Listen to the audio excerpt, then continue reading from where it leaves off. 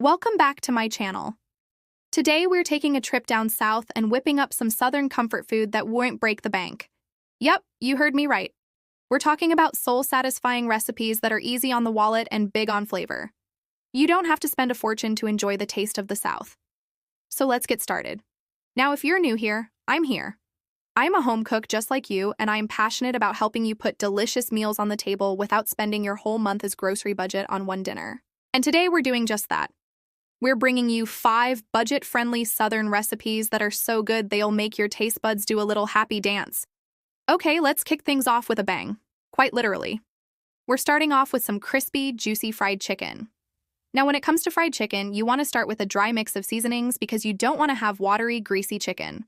So in a shallow dish, combine half a teaspoon of salt, a teaspoon of black pepper, 2 teaspoons of paprika, 1 teaspoon of garlic powder, 1 teaspoon of onion powder, and a 1/4 teaspoon of cayenne pepper if you like it spicy. The beauty of fried chicken is you can use just about any cut of chicken. Today we're using chicken thighs. This is going to give us a nice golden hue. If you're trying to be healthy, feel free to use chicken breasts. But if you do, then you're going to have to beat the breast to make sure they're even. Or if you're like me, and you just want to keep it super simple, go ahead and use some chicken tenders. Once your chicken has been cubed, go ahead and add it to your seasoning. Toss it until each piece is coated evenly.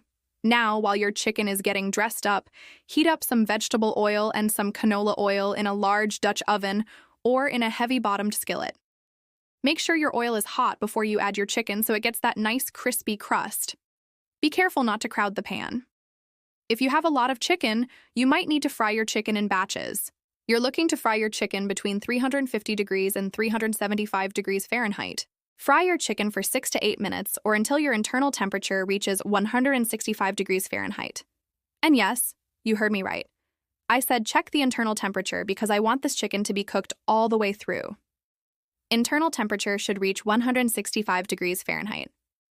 Go ahead and remove your chicken from the pan, place it on a wire rack, and season with additional salt.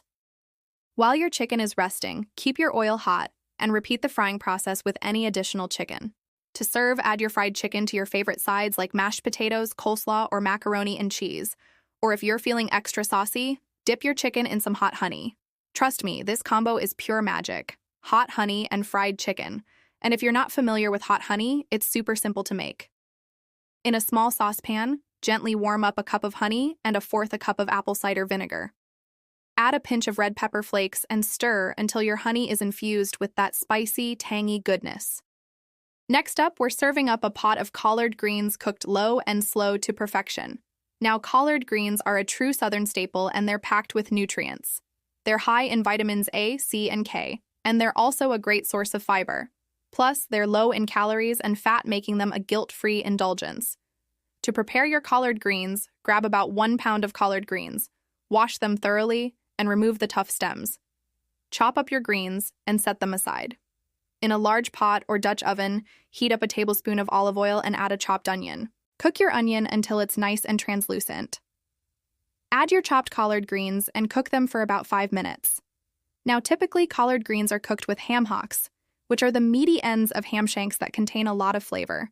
But we're keeping this recipe budget-friendly by using smoked turkey tails. Just be sure to pick up some good quality smoked turkey tails. They're really going to infuse a ton of flavor into our greens. Add your smoked turkey tails to the pot along with 4 cups of water. Bring your mixture to a boil, then reduce the heat to a simmer. Cover and let those greens simmer for 1.5 hours. Now, during this time, you'll want to check your water level and add more water if needed.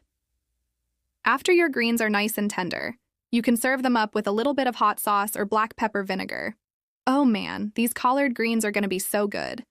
Now let's talk about a side that's often overlooked, but is seriously a star in its own right. Mac and cheese. Creamy, dreamy, cheesy, dreamy, whatever you want to call it. This dish is a must-have at any Southern feast. For this recipe, you'll need 1 pound of macaroni, 2 tablespoons of butter, 2 tablespoons of all-purpose flour, 3 cups of milk, 1 teaspoon of salt, half a teaspoon of black pepper, and 2 cups of shredded cheddar cheese. Now, this is just a basic 3-cheese mac and cheese. And if you're interested in learning how to make a 5-cheese gourmet mac and cheese, drop me a comment and I will definitely make that video. Bring a large pot of salted water to a boil and cook your macaroni according to package directions. While your macaroni is getting tender, it's time to make the cheese sauce. In a medium saucepan, melt your butter over medium heat. Once all the butter has melted, add your flour and whisk it constantly for about 2 to 3 minutes. This is what's going to help thicken your cheese sauce. Slowly whisk in your milk and continue whisking until your sauce is thickening. Add your salt and your black pepper and give it a stir. Once your sauce is thickening and your pasta is almost done cooking, add your shredded cheese a handful at a time and stir until each addition of cheese is melted before adding more. When all your cheese is melted, go ahead and drain your pasta and add it to your cheese sauce. Stir to coat your pasta in the cheese sauce and serve immediately. Top your mac and cheese with paprika for added flavor and a nice pop of color. Man, does this look good? Now let's tackle another Southern staple, cornbread. Soft, moist, crumbly cornbread is the perfect companion for any main dish. And the best part, it's super simple to make. Now I love baking my cornbread in corn muffin pans because they come out individual size and it makes portion control a breeze.